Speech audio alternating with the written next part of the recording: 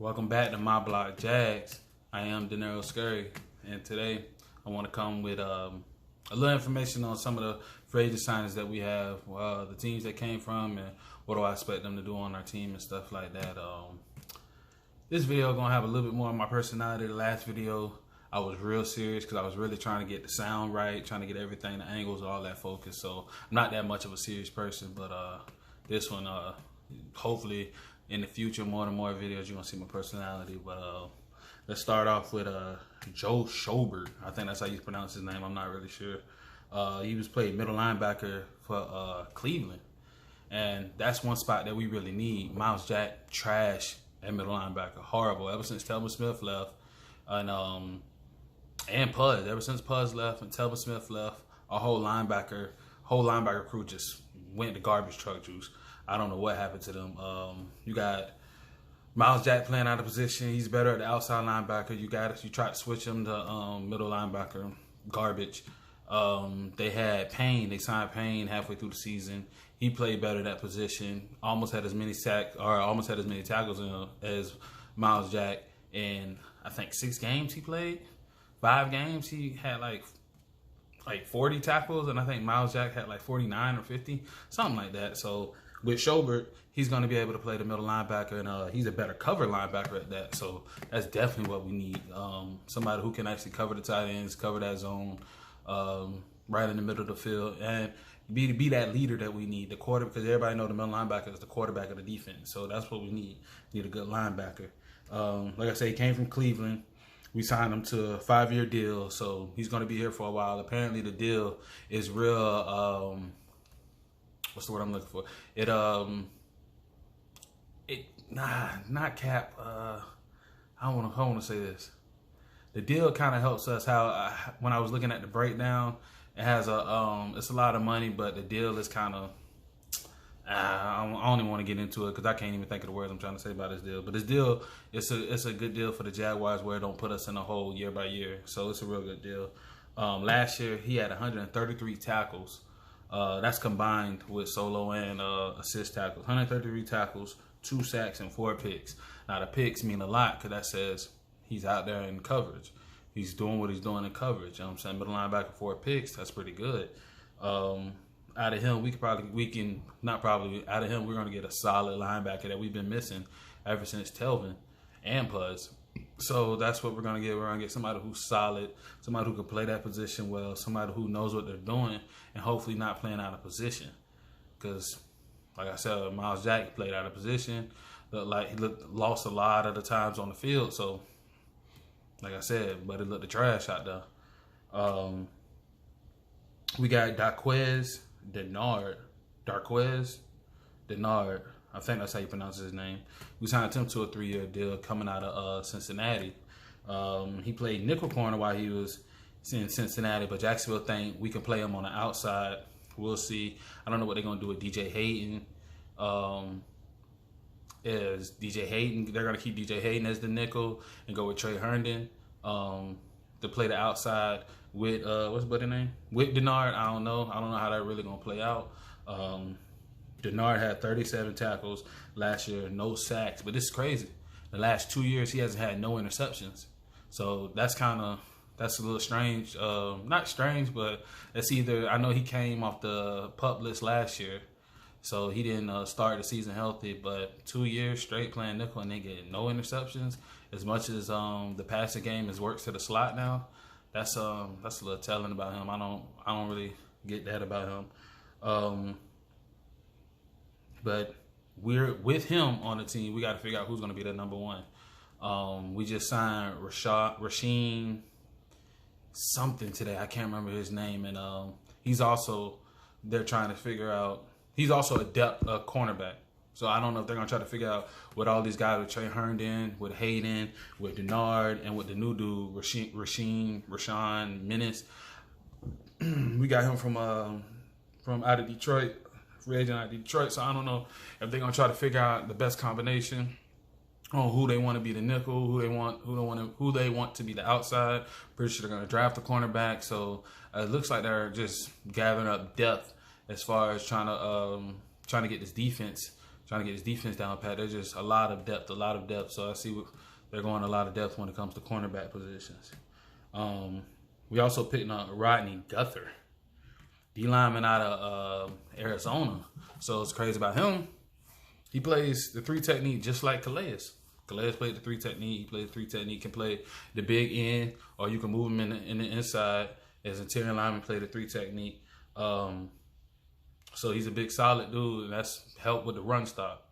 That's what they're looking at when they sign him, helping somebody who can help with the run. That's a big thing for us because we had 5 games with over 200 yards rushing on us, which was fucking horrible. I don't understand how Todd Wash still has a goddamn job.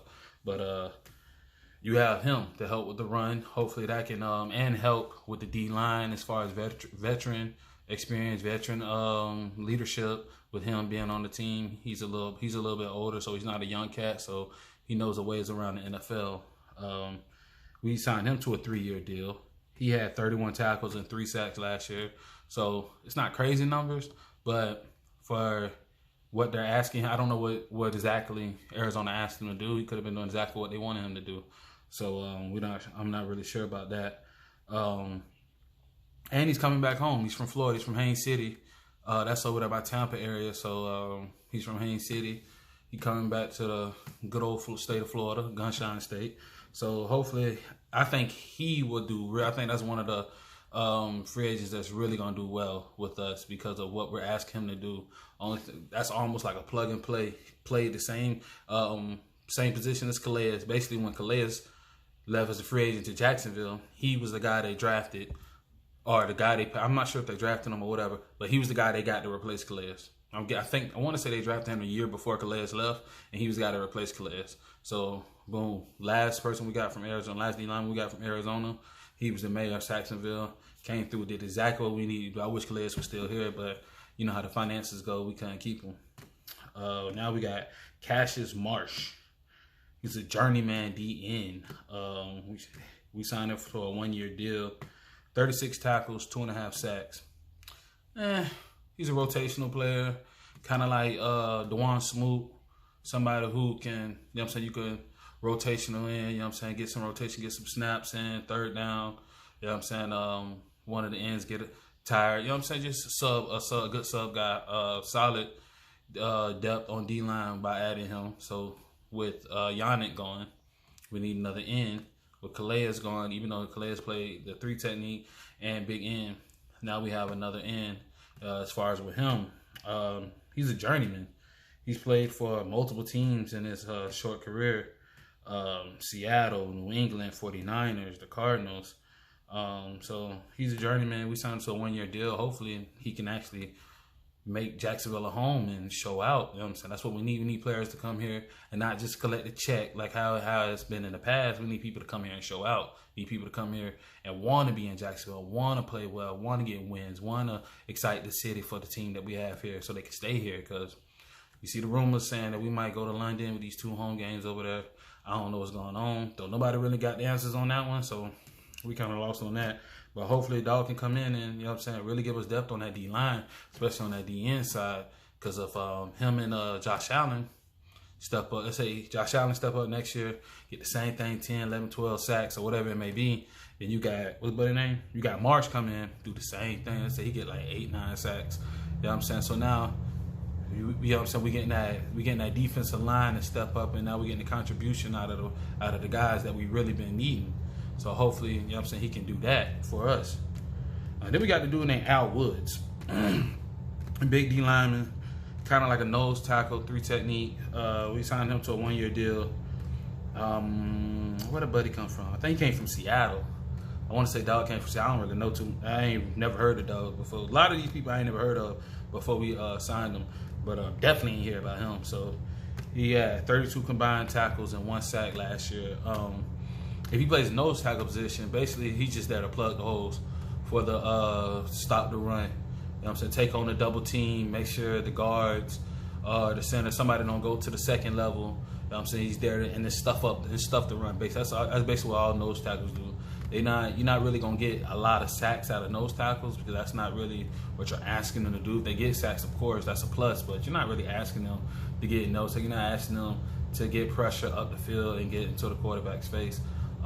If they do it, that's a plus. But mostly they're there just to stuff the hold those offensive linemen in place, so that way they can't get what they're trying to do. You know what I'm saying? The guards can't pull if he's there. They got to double team him. So that's two man on one. So that's basically what he is. Highly graded against the run on, I want to say, PFF. Some people take PFF how you want to. Sometimes they got players graded a lot higher than what the eye test shows you. So, but he's highly graded as a run stopper with them. Possibly Marcel Darius's replacement. And we only signed him to a 1-year deal, but if he plays well, you know what I'm saying, that's exactly what we asked Marcel, what we traded for Marcel Darius, and we asked him to do, basically what we asking Al Woods to do. So that's the guy that's more than likely going to take Darius' spot.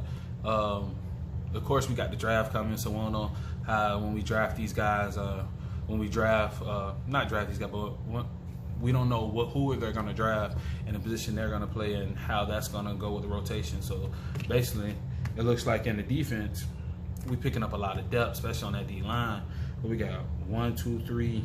We got three D linemen, 1 in and 2 interior linemen. So that's kind of how we going with that. We're trying to beef up our D line and kind of, I guess, get it back 2017 Sacksonville. So, which everyone in the city loves Sacksonville. I mean, the name came about that year, Sacksonville. So that's what we really looking for. That's what we looking forward to as fan base. And I want to say that's what what's the GM name? Caldwell Bumass. I guess that's what he really trying to get back to. Only thing with Al Woods that's kind of concerned me though is Buddy 32. So he a little older, but I want to say Calais was 32. 32, about to be 33, somewhere around now.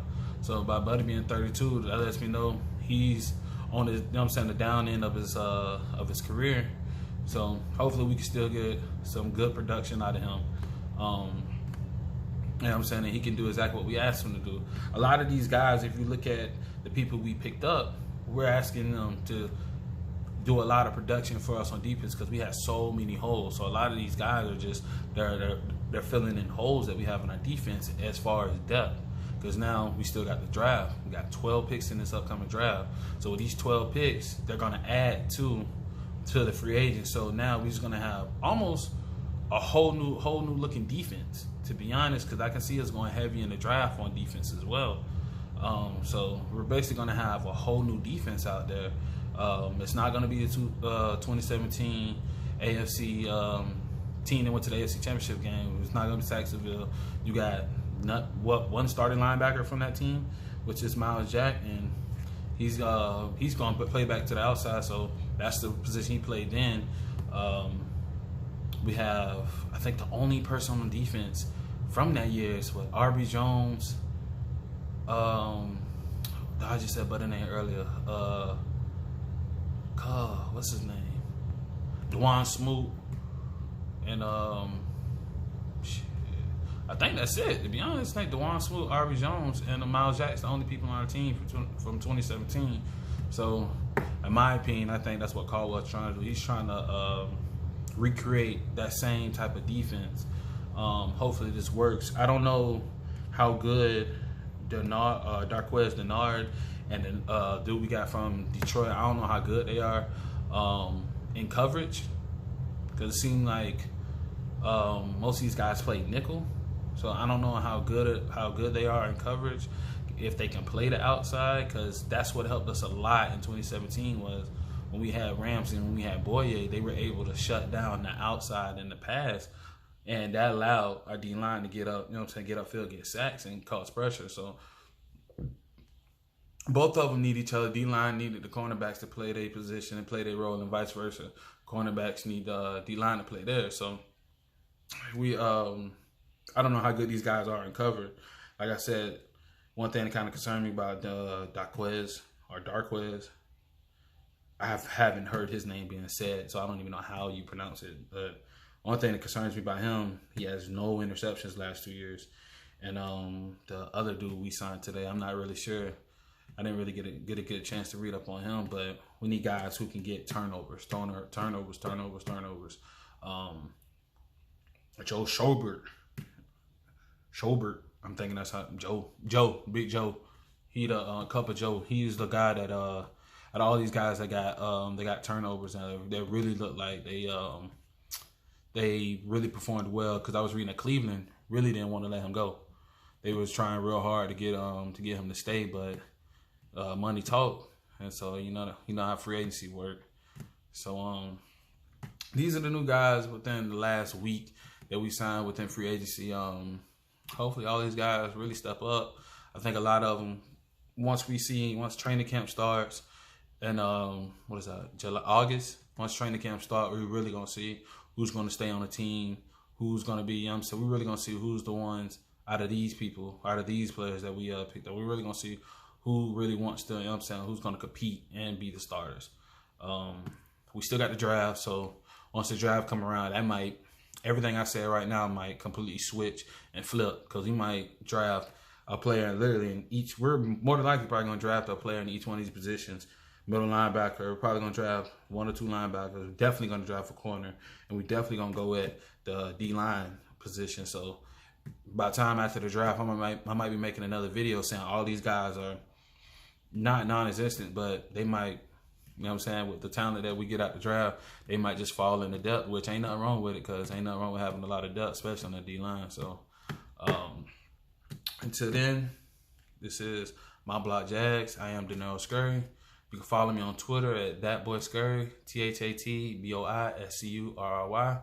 Hit me up on there. Leave a comment, like, subscribe. Just let me know how you guys feel about some of these picks some of these players we picked up. If you like them, you're not really sure about them. By being a Jaguar fan, I can completely understand when it comes to free agency how it's every year is iffy for us. So I'm not even gonna lie, I'm a little iffy on this on these free agents too. A lot of them not big names, and only big contract we gave was Schobert, but for some reason Jacksonville, we got like some type of curse, some type of voodoo, something on us to where every time we give, mostly outside of Calais, mostly every time we give free agent a big contract, they don't do shit. They don't show up. They basically take Jacksonville as a vacation. So let me know what you guys think about these guys we picked up. And until then,